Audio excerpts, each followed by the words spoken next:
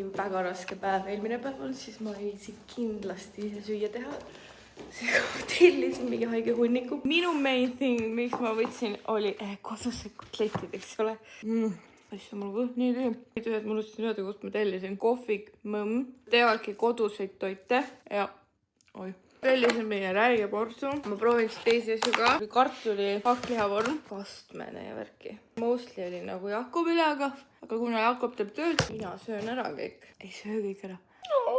But wait, there's more! Tegemist on ikkagi treeneri naisega. Ma võtsin kana koorekastmes.